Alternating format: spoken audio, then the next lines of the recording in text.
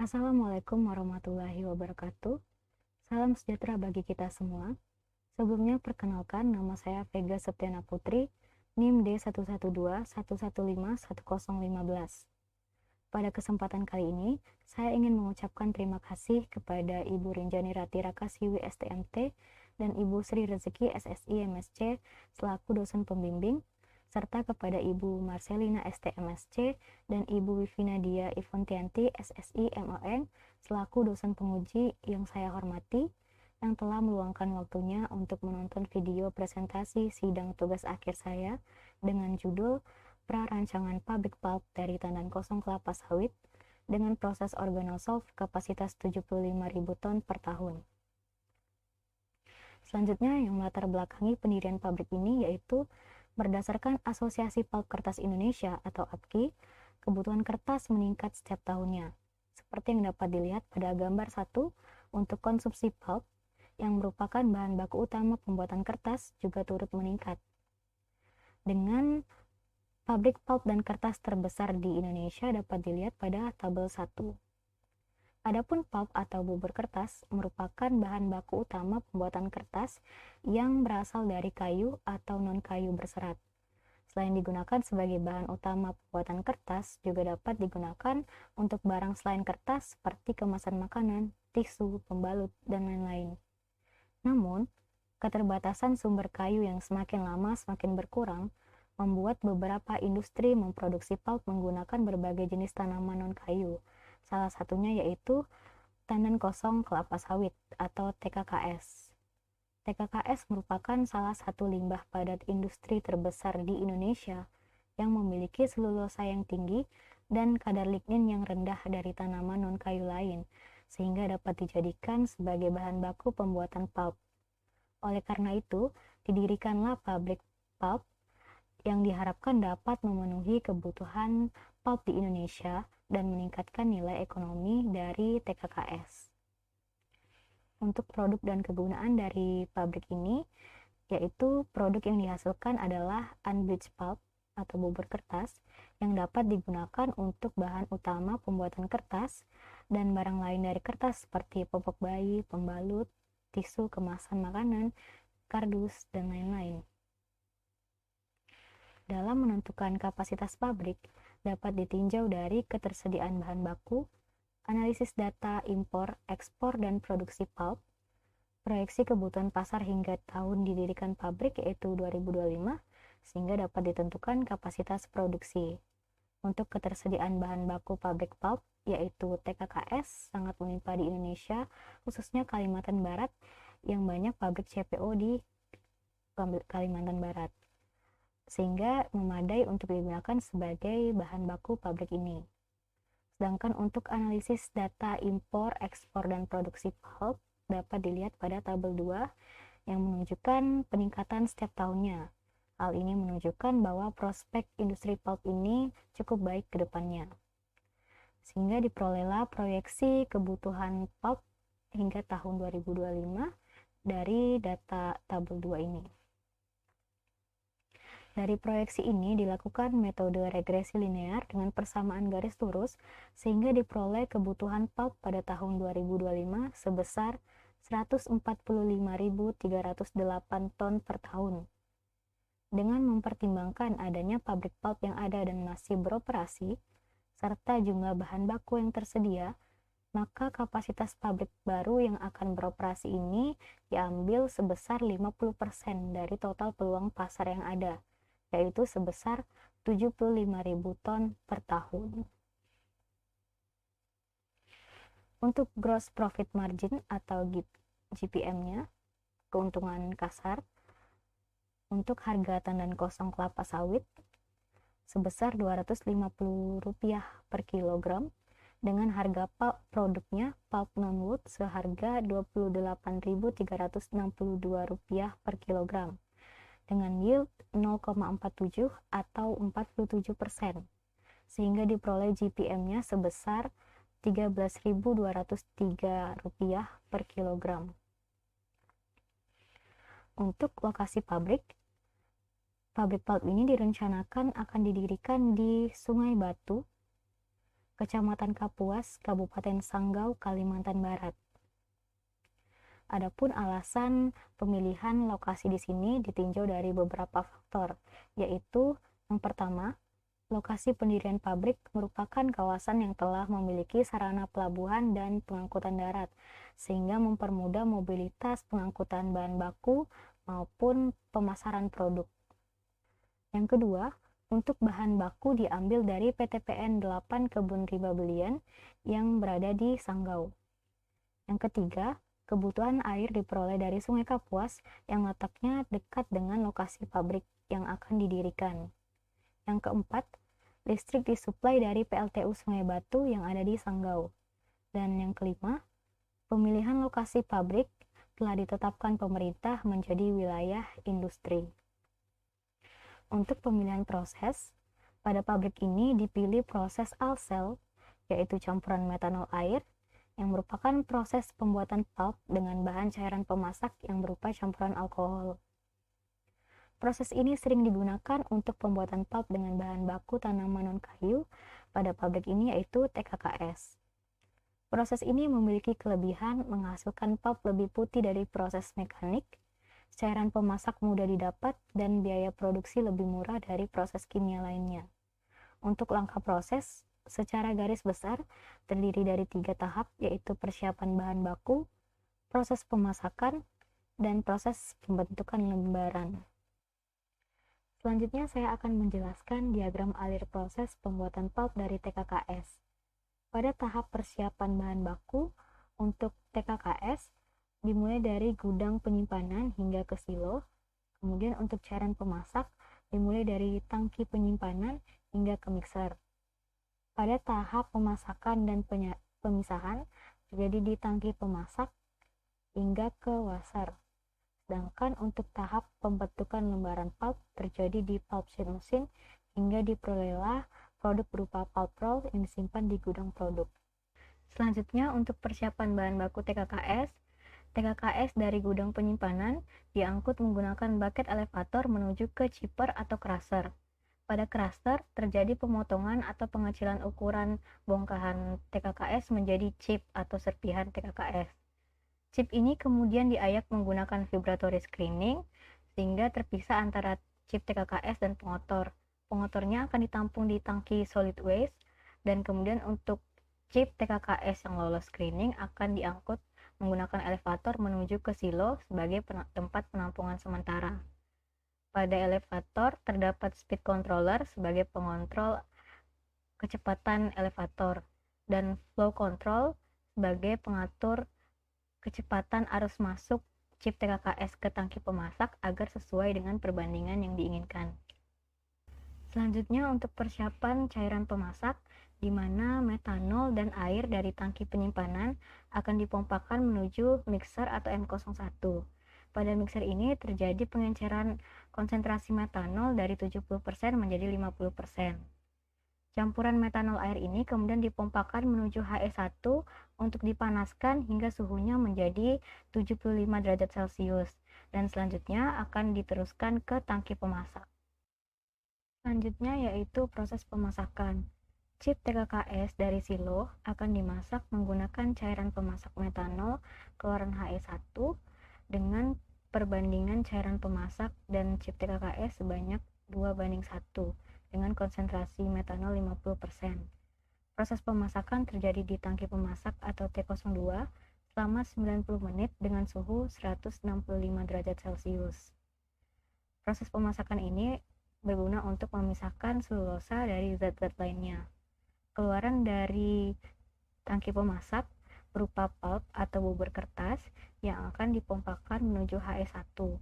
Pada HE1 ini terjadi pertukaran panas di mana keluaran pulp akan memanaskan cairan pemasak metanol sebelum masuk ke tangki pemasak dan juga untuk menurunkan suhu pulp keluaran dari tangki pemasak.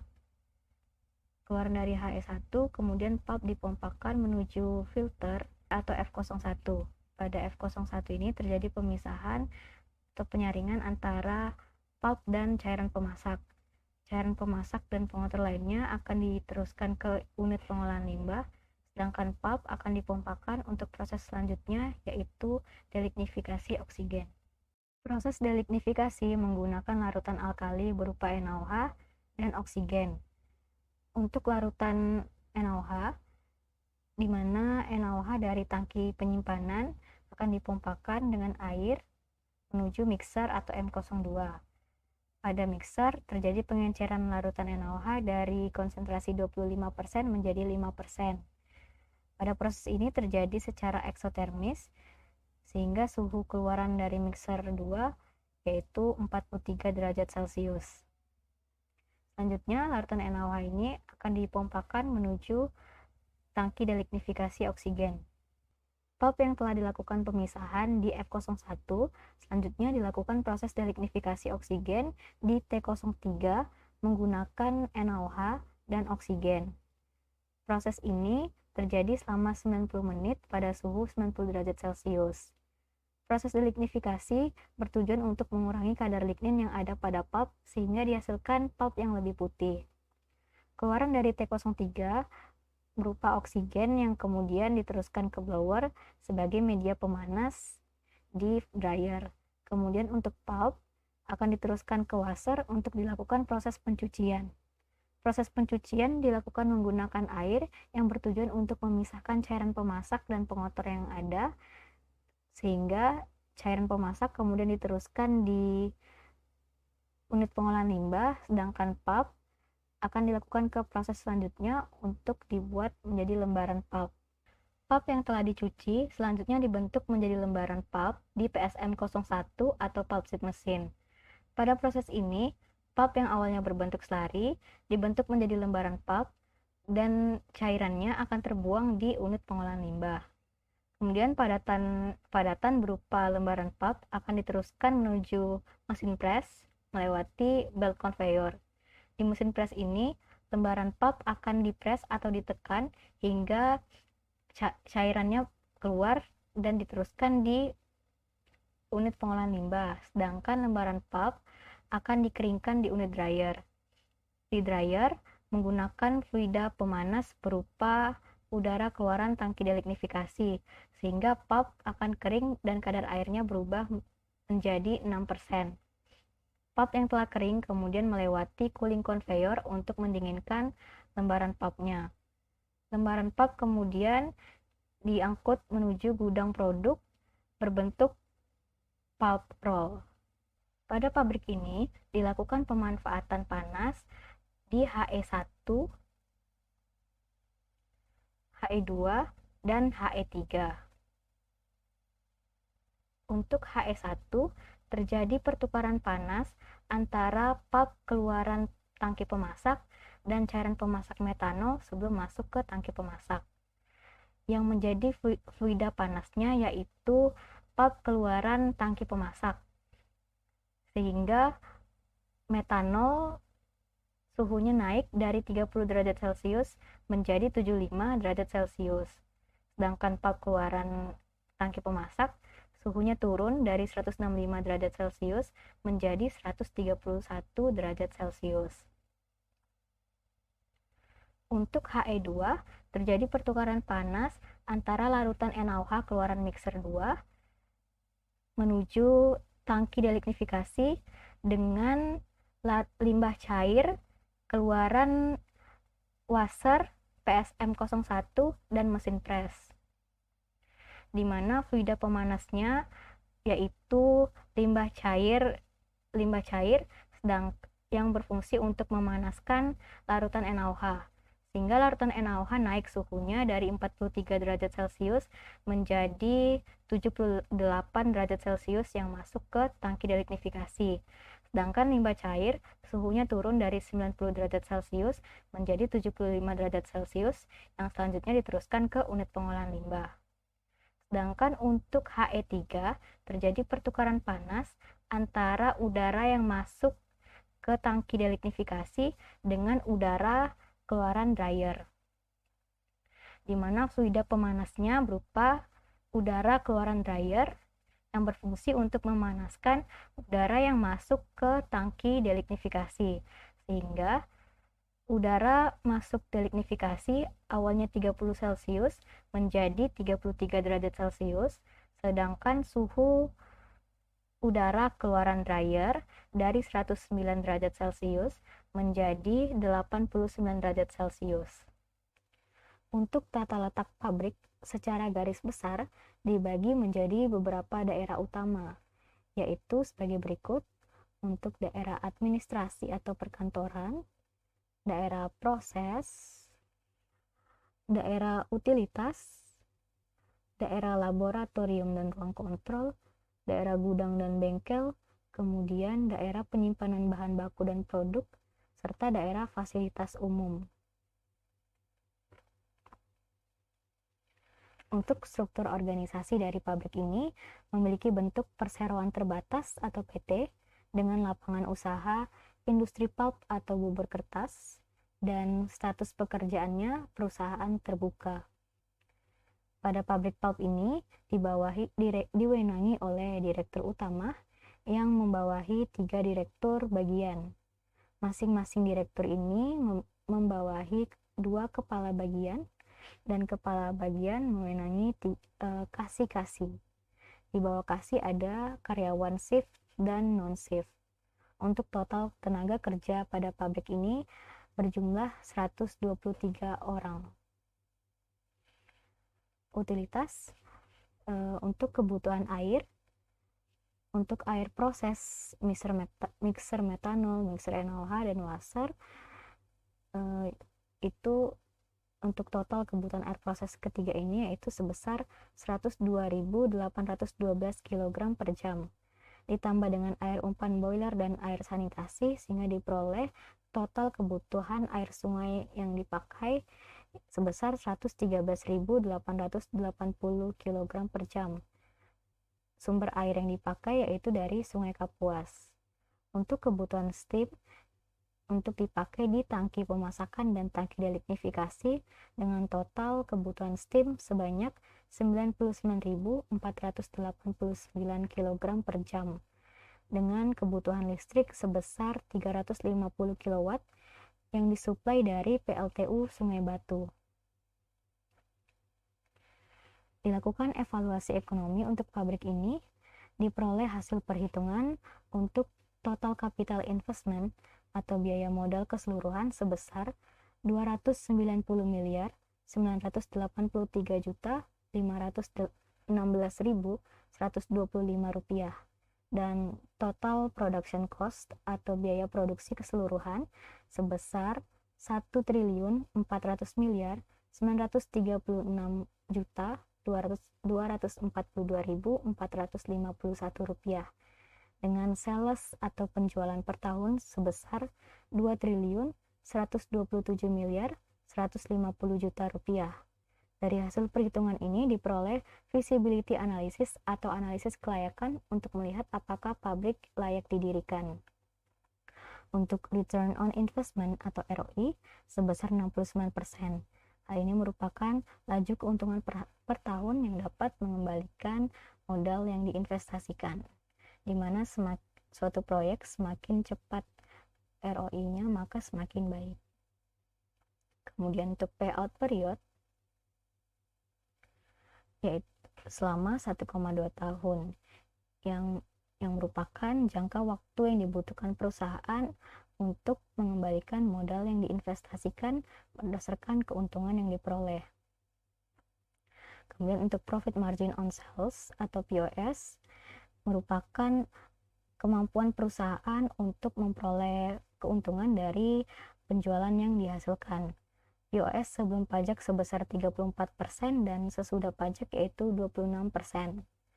Dan kemudian untuk discount cash flow yaitu laju pengembalian modal yang diinvestasikan sebesar 69%.